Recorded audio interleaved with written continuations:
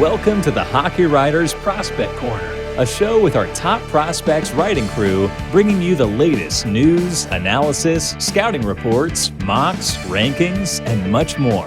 From the World Juniors to the NHL draft floor, from the farm to the NHL, our team covers everything that happens in the world of prospects. So sit back, grab a notebook, and get ready for Prospect Corner.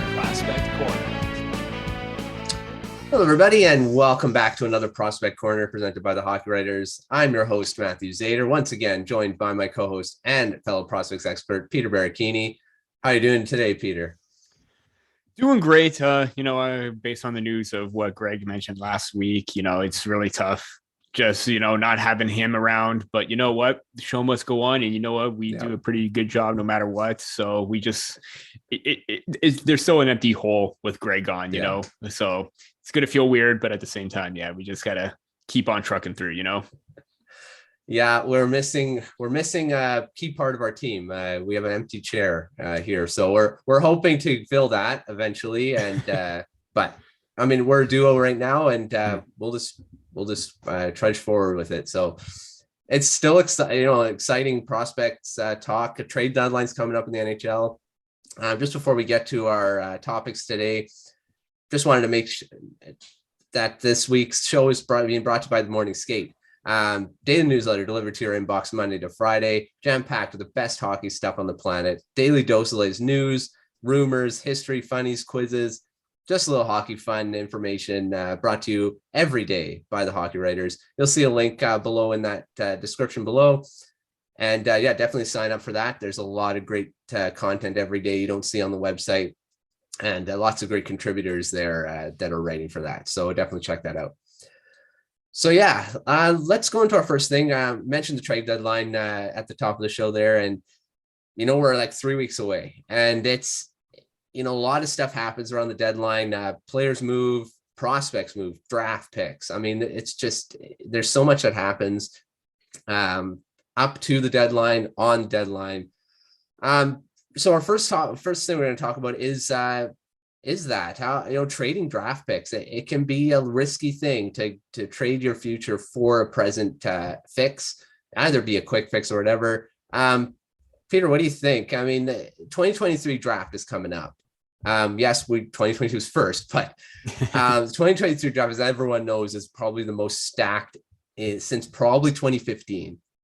In that there's going to be a lot of elite talent, a lot of top line players, maybe not defensemen, but forwards and centermen in particular, which is one of the most key positions in the NHL right now.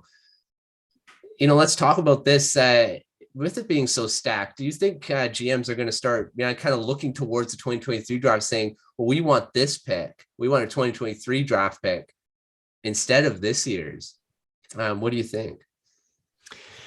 Yeah, it's definitely, if you're going to try and accrue or gain multiple picks, especially in that first round, you want to try and do it for this, especially in that top 10 where you're going to have elite level high end talent. I mean, you just name off they're a consensus top three of Connor Bedard, Matvei, Michkov, and Adam Fantilli.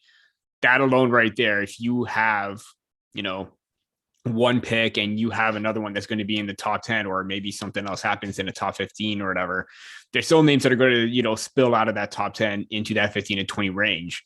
And, I believe the Arizona Coyotes have multiple picks this year. Maybe they could try and get another one next year because, they're going to be in a full on rebuild kind of situation. So if they're able to grab another first round pick that's maybe theirs, and maybe even, select someone outside that top 15 range, it's definitely a good time to stockpile on picks. And even if you don't have one, you should definitely try and work your way in to try and get it, because this is going to be a very talented draft class.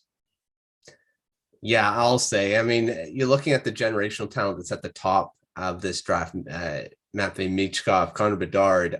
You mentioned Fantilli. Matthew Wood's another name that's kind of maybe not generational, but he's a guy that's been ripping up the BCHL. And I mean, GM's gonna have to start looking towards this and saying, well, do we want to give up and the other side giving up 2023 draft picks? Are they saying, well, yeah, we may end up being in the 20 to 30 range, but even there you could get an elite guy.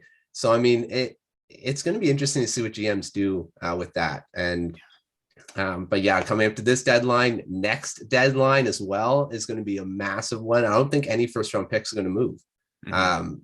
Right. So it's going to be interesting. That's for sure, especially for who's at the top of that draft and fighting for Connor Bedard. There's going to be that word tank coming a bit, maybe a little sooner next year. That teams are going to have to, trying to get that top pick. So, and I didn't even mention Zach Benson, Leo Carlson, Otto Stenberg, Braden Yeager, Emil Yarventi, Quentin Musty, Callum Ritchie. So yeah, some of those names are going to be in top 10, but you don't know what can happen. This is going to be a very deep draft class. List goes on, that's for sure. So yeah, that's 2023 draft and talking about that. But let's go to another thing that Peter, you wrote an article about prospects potentially moving in a trade with, of course, the team I cover, the Vancouver Canucks, in Connor Garland.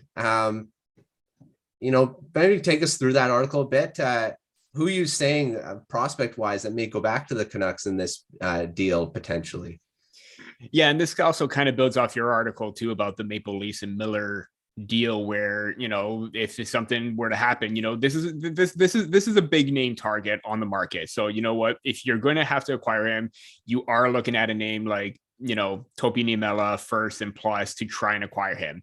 As much as it pains me to say that I don't want to see Topi Niemela move because of the way that he's playing, but if you are trying to acquire someone like him, you are going to have to give up that kind of prospect, as much as it pains me to say that. And, fans are going to say, we don't trade Topi Niemela for someone like Miller is not smart, but at the same time, you're not going to lowball Vancouver because, this is a guy who can get 70 points. He's a very offensive, talented threat. But I think that price may be a little bit steep for the Maple Leafs, considering that they don't want to move any of their top prospects. So I was looking at someone like Connor Garland, who I have, really liked in the past. I've written 3 or 4 articles about him, so you could go back and check out that.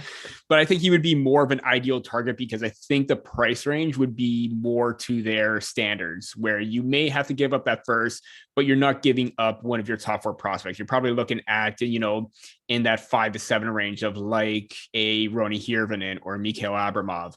Maybe Nick Abruzzese, but based on his performance at the Olympics, I think maybe he might be in that class of maybe trying to second guess on him and try and keep him in the fold. But those are some names that, if they're trying to make a deal work with the Canucks and if they don't want to pay a hefty price, you may have to pay one for Garland, but it won't be as big for Miller. Yeah, I agree with that. I mean, the thing is, Miller's going to be a high price, and the thing is, there's so many teams that may give a bigger package with better prospects. And I love Niemela. I wrote an article on that, and right-hand defense, a perfect fit for what the Canucks need in their prospect pool, which is not very deep. Their right-hand side is just so thin. So I think that's what they need to be targeting in any trade. Garland, Miller, whoever it is, Besser. But I do agree with what you're saying about that. Abruzzese, I believe, would be a great, even if the Leafs may not want to give him up. I think the Canucks will be pretty good to have him. So it's going to be interesting to see if any trade happens with Garland or Miller or any of the guys that's been rumored around the Canucks.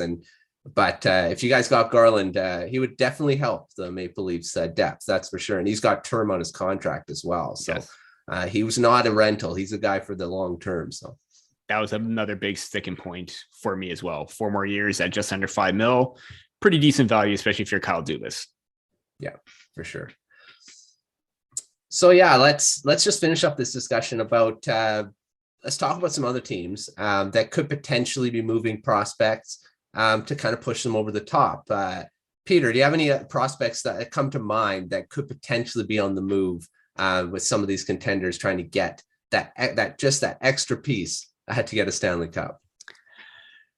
That's a little difficult, man. It's times like this I wish I was kind of an insider and like I was getting all these calls and everything trying to say like, oh, who can you try and move for this, or maybe try and give a name, but it's really difficult. And we saw with the Tyler Toffoli trade with the Montreal Canadiens to the not Vancouver Canucks, sorry Matt, but the Calgary Flames, when news was breaking that something was going to happen with Toffoli, we immediately thought that because of the type of talent that Toffoli is, that they would have to maybe give up Jacob Pelletier, Matthew Coronado, or top prospect for a top scoring winger.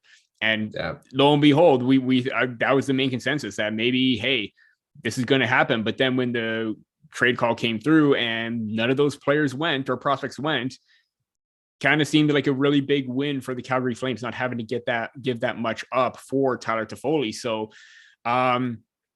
I don't want to speculate or jump to conclusions on which prospects may jump or move, because we all thought that probably would have been the case with, Toffoli. But,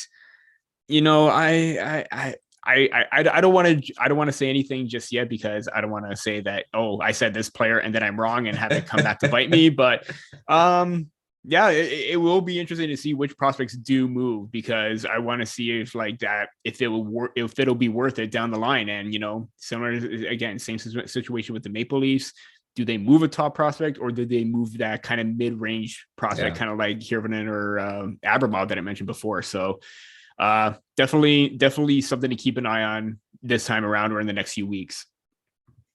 Yeah, I the same thing. I mean, I'm going with Braden Schneider over in the Rangers. I mean, this is a guy that the Canucks have been kind of, maybe not rumored, but there's been talk about who the Canucks would want from the Rangers and what type of package they put together for Miller. And Schneider's been a name that just seems to be coming up all the time. And he's a big part that would help the Canucks right now. He's not in the NHL right now, but he would help pretty soon. Again, a defenseman that the Canucks definitely need in their system, and they don't have a lot. So, I mean, it's going to be interesting.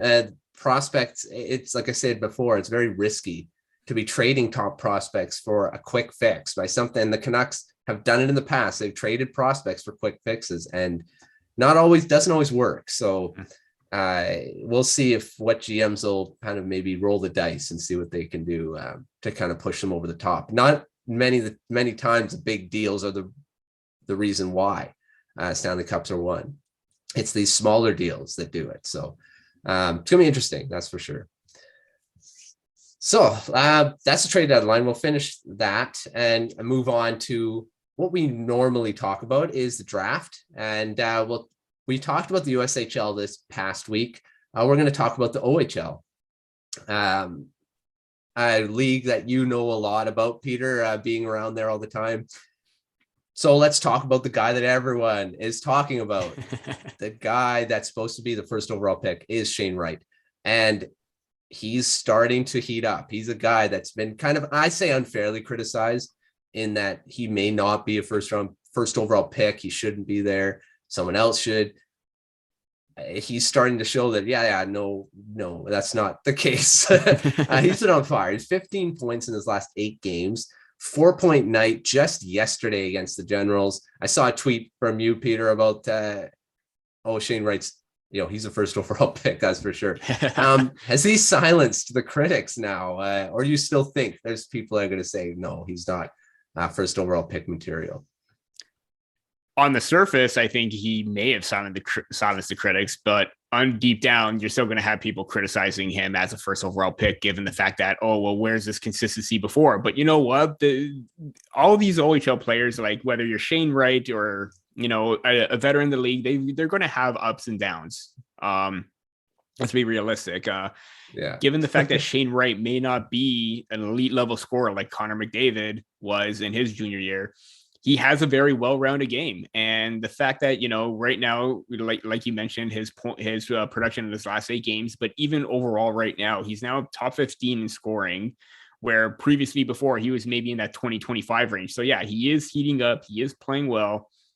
But even if you look at this website, Pick 224, where they go in depth at some of the stats of, junior hockey players right now, And while it's not fully up to date, but in the 37 games tracked with Shane Wright, he has a 1.05 primary point per game average and even strength primary points per game. He's still up there playing relatively well with a 0.70. So the fact that he's producing on the power play, producing at even strength right now, and he's, finally found his game, found his offensive footing, you can't deny the fact that, hey, you should just brush him off because, hey, what he's doing right now is he's doing great, and he's still on pace for 93 points this season.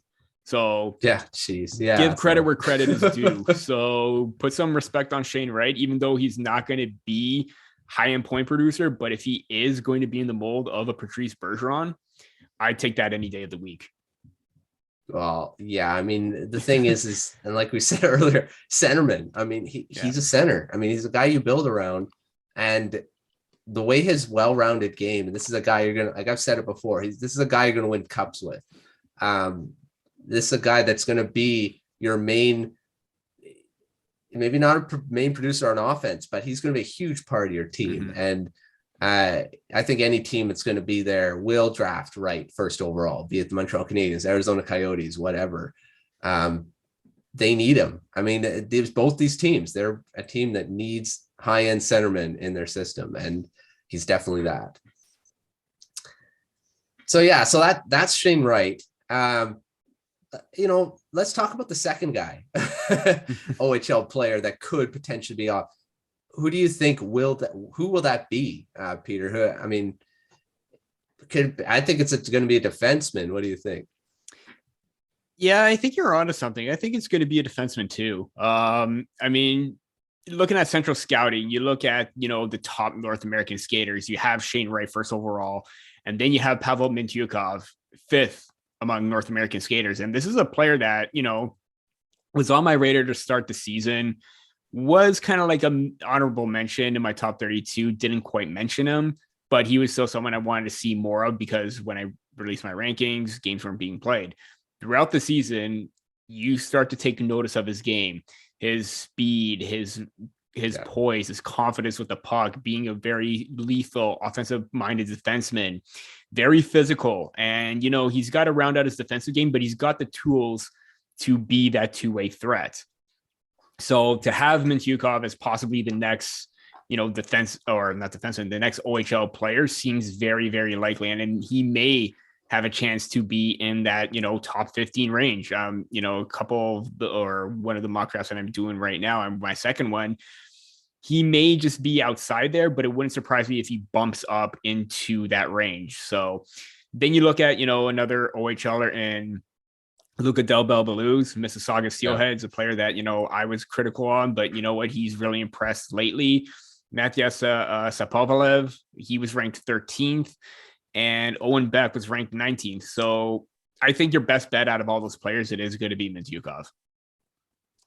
Yeah, I'm not going to throw anyone else. I think that was my guy right off the bat, is Mintyukov. I talked about him on Howlers and Growlers. We were both on that show. Yeah. The other day, and we were talking about him, and he's going to be a great defenseman in the NHL. I think he's got all those tools that you need to have to be successful as a defenseman in the NHL. And like I said on the show, he's very calm with the puck. He's a guy that'll always learn the game and all the new stuff that comes, and he'll soak it in. And that's what's great. Any defenseman, you have to be learning all the time, because to stop these electrifying forwards like a Shane Wright, like a Connor Bedard, Connor McDavid, these guys, you need to be smart. And he definitely is that. So Mintyukov's my guy as well. So let's move on and talk maybe a bit about the forwards, which, admittedly don't have a huge presence in this draft as a first rounder. If you look in the first round, Shane Wright, obviously he is there, but Peter, you think anyone else? Can we kind of move into that conversation for a first round pick? Because there's not many that are in there. There's a lot of defensemen, but forwards, not very sure first round picks. At least I don't really think there is. What do you think? Yeah, and this is the issue with the last 2 years based on, what's happened with the hockey world and, the pandemic and all that. The OHL was shut down for one full season, and a lot of players that we would have wanted to get a grasp on last season, we didn't. And we're now focused on, watching game tape from, their junior seasons in the, AAA level, or even just right now. And you're seeing that, right now in the top, like I mentioned before, in the top 20, the Canucks, ones that fall after Michkov, are Double Belou, Sapovalev, and Owen Beck. And usually you see a good number of OHLers specifically in the top 15. You're not seeing that right now. I think it's a little bit of a lull because of what's happened in the past. But, if you are looking at OHLers, I think those are probably your best bets. Maybe can a Ty Nelson squeak his way in? Yeah. I'm not going to say Bryce McConnell Barker, because I think maybe you're starting to get a better glimpse of what the top 32 is going to look like. But he does have really great smarts to be a really great second round pickup. But if you're looking at, the OHL specifically, I think your best bets are going to be Double Belou, who's just absolutely tearing it up in the OHL, 13th overall in scoring, 64 points. And I was really critical of him before because of, maybe the skating wasn't all there, but his hands and his shot has been improved tremendously and has gotten better throughout the season. And there are a couple of highlights on there where it's just like, I'm watching him skate, I'm watching him possess the puck. And yeah, he does need to still work on his skating, but the skill set, the production, and the intensity and work ethic is there. And he is definitely someone to be in that first round conversation. I don't say maybe top 15, top 20, but maybe can be in that top, like in the 20 to 30 range. And hey, maybe someone does a, massive reach like the Dallas Stars with Wyatt Johnson and take him in the top 20. You'll never know. Yeah. That depends on what the scouts are looking at, right? Mm-hmm. And what they think is better for their system. And, all those names are definitely ones. I'm looking at a guy like David Goyette. He may not definitely won't be in the top 15, top 20, but I think he could sneak in as a 30, 31, 32. Yeah. Maybe, there's a lot of that. And he's having a great season right now. And he's just, again, he's not a big guy, but he's, again, electrifying. He's creative. He's all those to be an offensive talent, and a little over a point a game with the Sudbury Wolves right now. He's at 48 points in 47 games, already 20 goals this season in his first season in the OHL. It's pretty solid to come right into the OHL and do that. So I think he's a guy to watch going forward because of just his offensive talent and the type of game he brings. And like I said, having 20 goals in your first OHL season is pretty impressive coming in as a rookie. So we'll see how he kind of can keep it going and maybe get into that first round. But I think he's a definite second rounder, that's for sure. So let's finish off this talk with we talked about defensemen, so we kind of probably already know who are the guys in that range. But let's talk about something that's coming up in March that was canceled last season. Was the CHL NHL Top Prospects game. This is a game that's usually a big showcase for a lot of these draft eligible players that they kind of solidify their spot in the draft, get maybe even get more eyes on them as the scouts are all in attendance in these games. So let's talk about some guys that we have our eyes on. Peter, who do you have your eye on in this game? I'm going to go with Tristan Luneau from the Gatineau Olympique. And, we were talking about defenseman before, and this is a player that was supposed to be, in that 12-15 range, top 15 prospect. But, he got off to a rough start. I believe he dealt with an injury that may have required surgery. I'm going to have to go back and check on that, but didn't have the best start. The play was there, but the points weren't. But now the production is starting to come in right now. And he plays a very sound two-way game, doesn't jump off the page. He's very reliable, very smooth in transition and breakout passing. And the biggest comparison that I've seen all season is, especially with him, is Drew Doughty. Very big, very mobile, right-hand shots. And, we've seen the career that Drew Doughty has had, even though that he may not have been, or he had a bit of a lull for for a few seasons where he wasn't, quite up to the standard that he was in the past, but now he's getting back to form. And, at, 32 years old right now, Luneau could be in the very next mold of him. Maybe not as physical, but he does have good positioning and smart. So I think that this is a chance for him to try and, bump his positioning up in the standings and maybe not be a 20-25 range prospect and maybe get back into the top, the 10 to 20. So I think I'm banking on him to have a really good game, and let's hope it's true, because I'm really high on Tristan Luneau. Yeah, I like him too. He's good. I'm gonna go with the goaltenders. We don't talk enough about goaltenders. That's true, and Tyler Brennan, Prince George Cougars. He's supposed to be one of the better ranked goaltenders that could potentially go not first round, but maybe a second round pick. I think he's got a chance to actually solidify that in this game. And goalies are there. I like we mentioned in the past, there's not many big names in this draft. I mean, there's no surefire first round picks. There's no franchise goaltenders like we've had. We've been spoiled the last two drafts in potential franchise goalies. If they get there, we don't know, but they're definite solid guys. And Tyler Brennan has all the tools. He's got size. He's got, he's athletic. He's having a pretty good season in Prince George already. So we'll see how he can do in that game, because I think he's got a chance to be a solid goaltender in the NHL. But again, goaltenders, you can take seasons upon seasons to figure out if they're going to be NHL goaltenders, because you have to be patient with them. That's for sure. So it's not always a chance to pick them in the second. Even in the second round, you're not sure unless they're, you really believe they're going to be NHL goalies. So we'll see how he does in this game. So yeah, that's OHL stuff. We'll touch a little bit more on OHL as we go into our quick fire round. This is quick, rapid fire questions, and just on a number of topics we'll talk about here.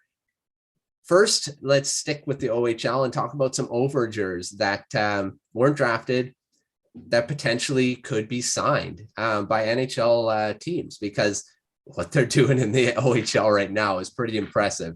Not sure they'll be able to translate to the NHL, but you never know. It's happened before where guys have been signed and then they become NHL players. So let's talk about three guys. Emmett Sproule, just a quick stats on him: 20 goals, 66 points this year. He didn't play last year. Tye Kartye, 33 goals, 58 points. And then finally, Ethan Burroughs, 19 goals, 34 points, undrafted last year. This guy, another guy. This runs up the trio. Peter, pick one. If you're an NHL GM, you're looking at these three guys. Who do you sign to play in the NHL potentially? I'm going to go with Tye Kartye from the Sioux Greyhounds, and not just because, Maple Leafs, Kyle Dubas, Sioux Greyhounds connection. This is a player that's taken a major step forward, I think. On pace for 83 points. You mentioned his stat line. He's progressively got better every single season that he's played in. 24 in his rookie year, 53, obviously didn't play last season.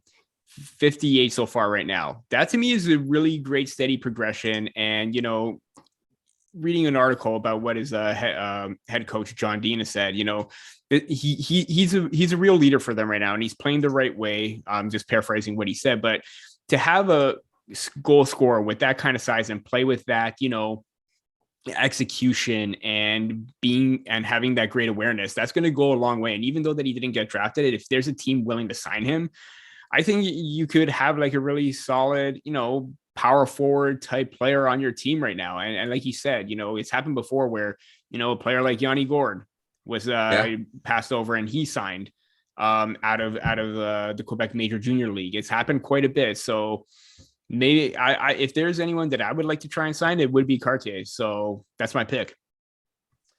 Yeah, Kartye's been super impressive, especially on the power play. When you look at he's playing that bumper position and he's scoring a lot of goals. So GMs are definitely looking at him, I'm sure. I mean, scouts are probably watching and see what he can do. So maybe sign him. I'm going with Emmett Sproule. I mentioned his stat line earlier there, and this is a guy that was on a ridiculous point streak earlier in the season. And, you know, he's bumped his goal production and his point production massive amounts after not playing last year. Again, this is a guy that I like because of, again, work ethic. And he's smart. He wants to get into entrepreneurship and marketing, and, you know, he's thinking about the future, but beyond hockey, even if he doesn't get signed. And this is a guy that's not saying no one else is smart and it's doing it, but he's doing online. He's not going to college. He's doing it online, and he's sure putting his best foot forward this season to, you know, get on scouts' radars. And again, work ethic. He's scoring goals. He's putting up points. Sproul's my guy for a lot of reasons. I think biggest thing is because of how much he's worked to get to this point in his career, and we'll see what happens with him as it moves forward. As the offseason, whatever, when these guys can get signed by GMs. And no love for Ethan Burroughs, but he can definitely, he's done a lot as well. So as we said, with his point totals. Next question. Shane Wright. Okay, we're going to talk about him again. Going back to him. We're going to push him to the next draft and say, if he was in that ridiculously stacked draft, where would he be drafted? Does he get drafted in the top 10? Peter, what do you think?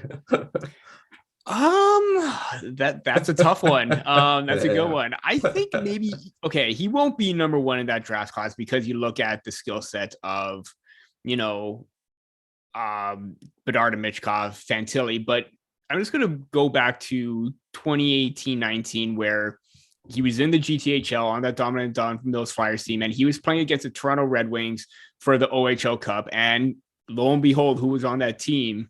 Adam Fantilli. Yeah. And Shane Wright got the best of him, along with, you know, Brendan Othman and Brand Clark, because they teamed up in overtime and won that game. But, you know, it wouldn't surprise me if maybe you have him in that top 10 range, maybe 4 or 5. I think maybe he could still be a top 5 pick with the smarts that he has in the two-way game. I mean, again, you talk about the smarts of like those 3 players. Shane Wright is still up there with his awareness and vision. So he has a high hockey IQ. He was granted exceptional status. He dominated his rookie year for a reason. I would still have him in that top 5 discussion no matter what. Yeah, I'm on the same page with that. Definitely not first overall. He's not better than Connor Bedard or Matvei Michkov, 1-2 guys that are definitely going to go there. But I think he still has that, like you said, he still has the smarts. He's still, I think, a franchise guy that you definitely want to be on your team. Not generational, which, I mean, there's a couple generational guys in there. So I don't think he's in that top 3, but maybe 5, I think. But he's not in the 2023 draft, so he's going to be first overall, and he's going to get that. So I would again, going back to the comparison with Fantilli, I think maybe he could battle for that 3rd spot, maybe 4th. I think maybe even if you do Shane Wright 3rd, Fantilli 4th, but then again, he's in this draft class right now. It's hard to predict, but would be fun to see though. Yeah, that's for sure.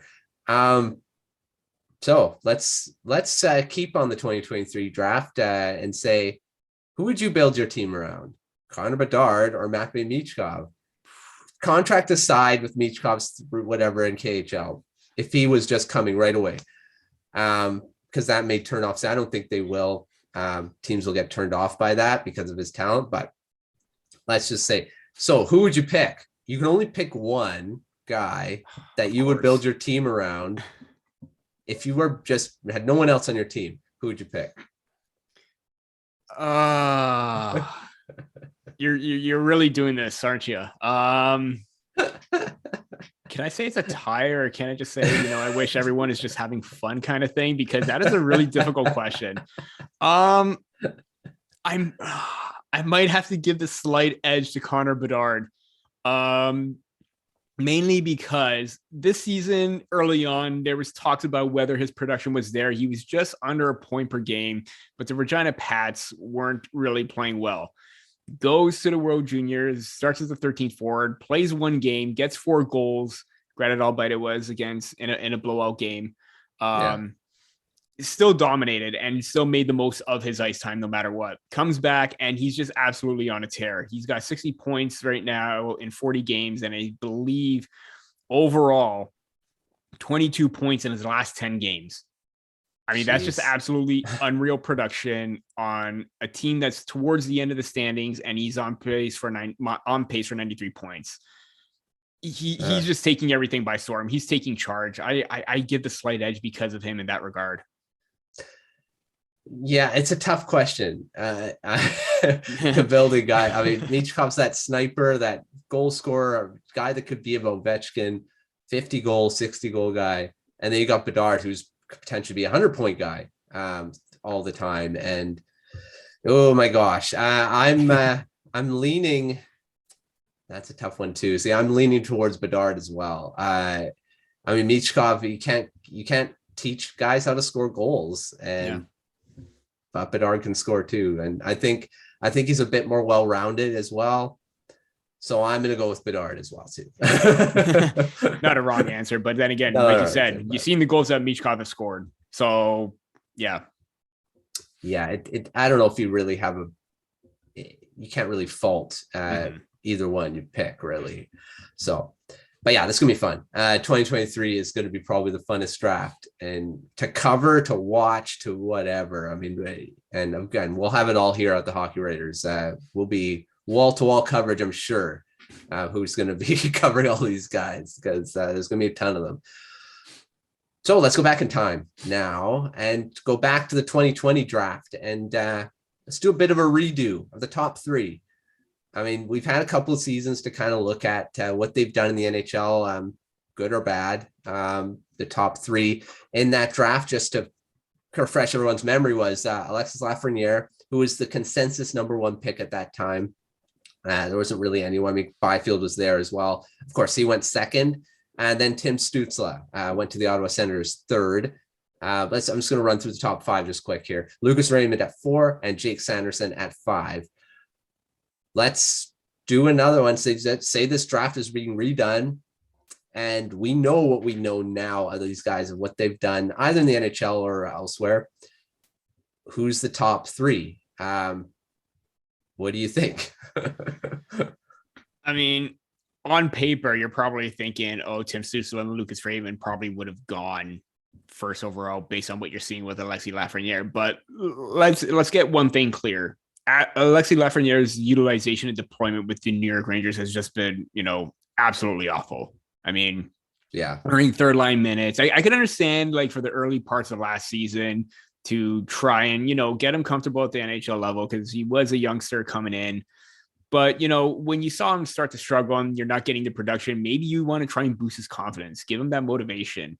And now this season, you're seeing he's gone on a bit of a tear lately, starting to produce more, getting more minutes, and, getting more opportunities. And, he's got 15 points in 49 games. Obviously, it doesn't look appealing to the eye, but at the same time right now, he is closing in on the 21 points.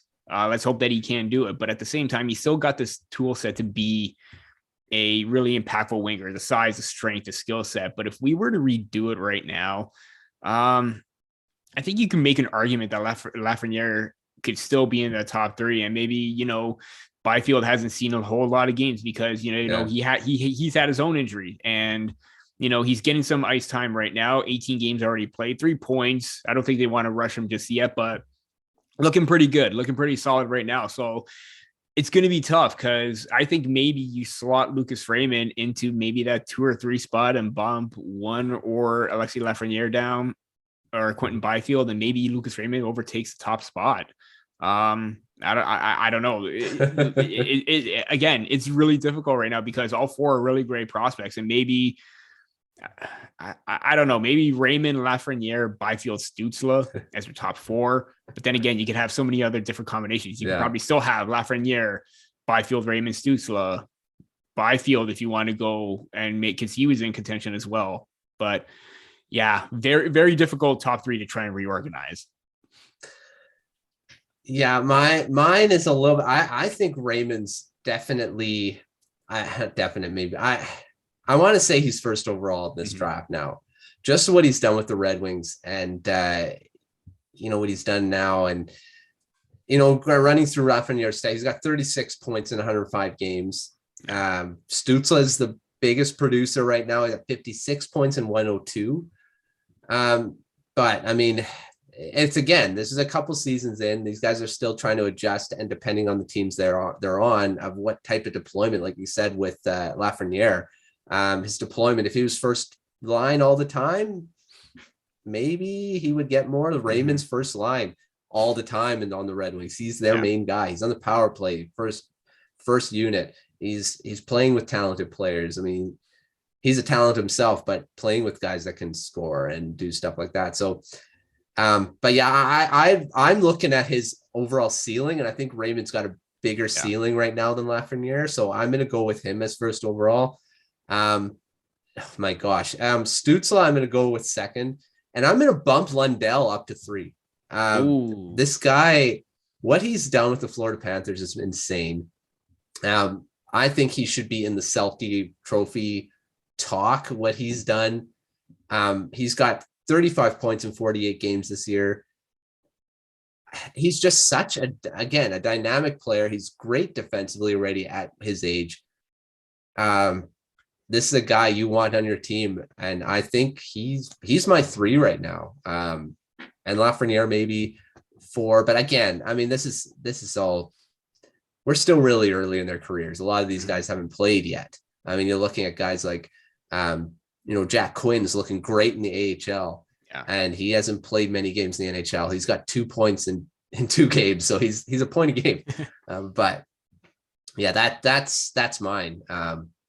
We'll see how it all plays out in the next decade or so with guys like that, and going back to this draft. So yeah, let's move to the 2021 and do a quick one here. I mean, the top 3 is probably still the top 3 in a lot of people's minds, but is there anyone that rises into that top 10 that were not in the top 10 here? I mean, is there anyone that you have your kind of picking as a guy that could do that? Yeah. He went in the range that I expected him to go, but based on the production that he's having this season, I think he's top 10 worthy. And yeah, maybe Ottawa should have probably taken him instead of Tyler Boucher, but Brennan Othmann just killing it in the OHL. 34 goals already, 68 points. He's in the top 10 in scoring. He's second behind Luke Evangelista in goals. I mean, I talked about how he's able to score many different situations, off the rush, crashing the net, one-timer, wrist shot. He does it all, and he plays with a bit of bite, bit of an edge. We saw that at the U18s, how he was getting in the face of the opponents.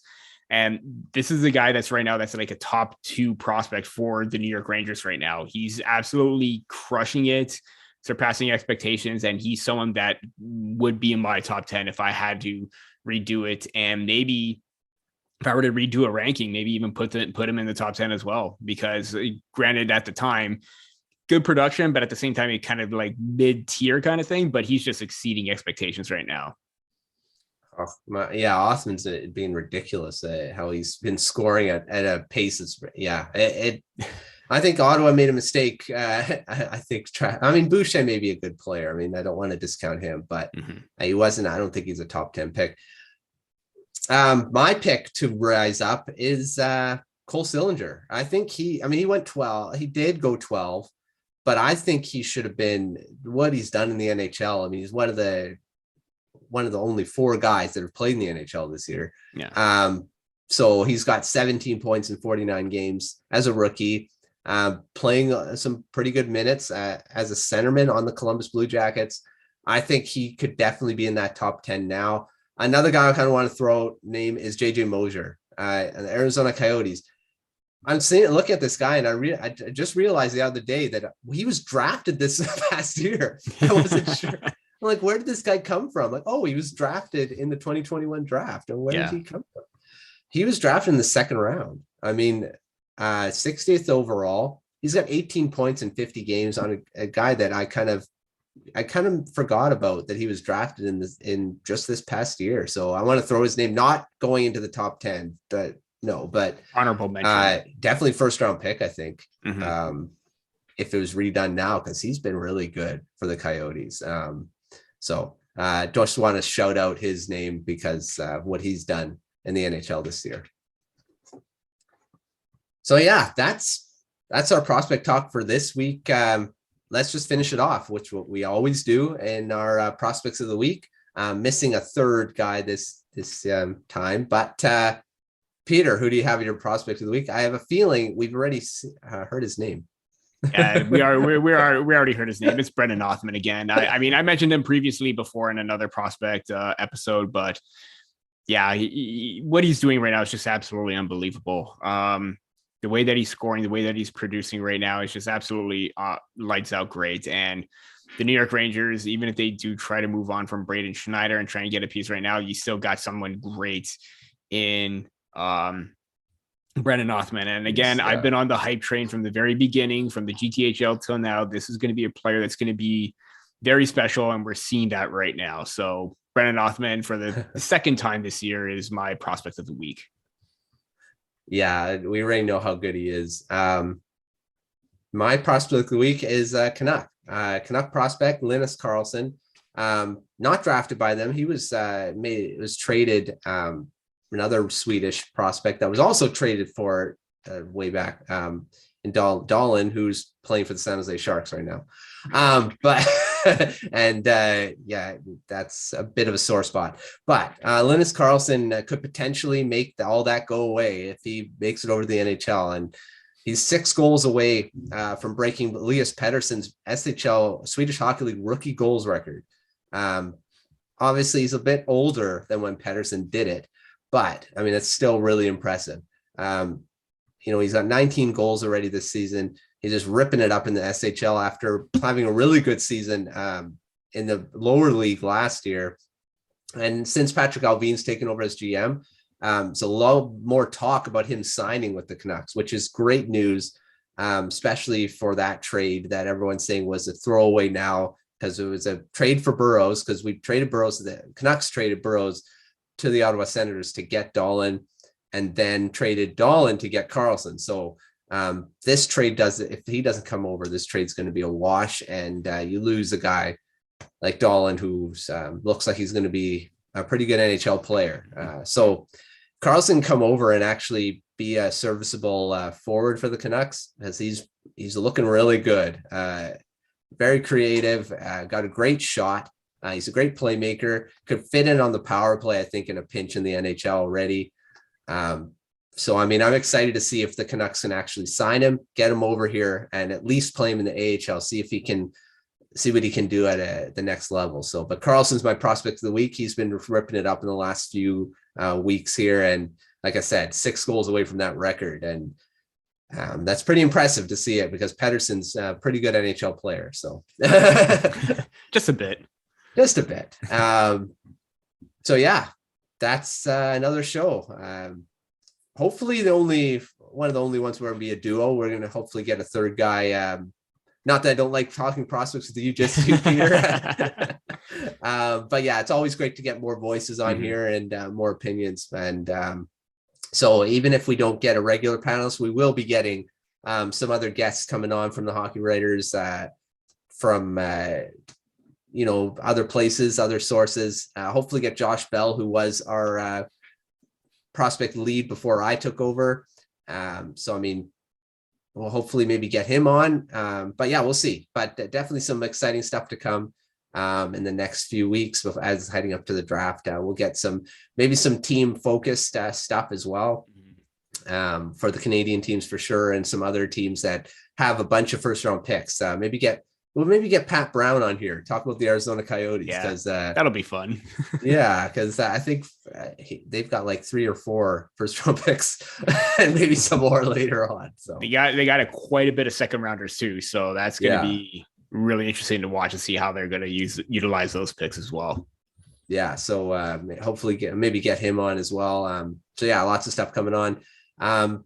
Just before we let everyone go here, just want to thank you for tuning in again, and to sign up for that Morning Skate newsletter. Lots of great content in that publication every day, Monday to Friday. Lots of news, funnies, all that stuff. You can get in that Morning Skate newsletter to your inbox at 8 a.m. sharp. So yeah, definitely check that out. Subscribe at morningskate.io. And of course, like this video and subscribe to our YouTube channel, because there's lots of great shows on it almost every day. So thanks everyone. For Peter, this is Matthew, and we'll see you next time in the Prospect Corner.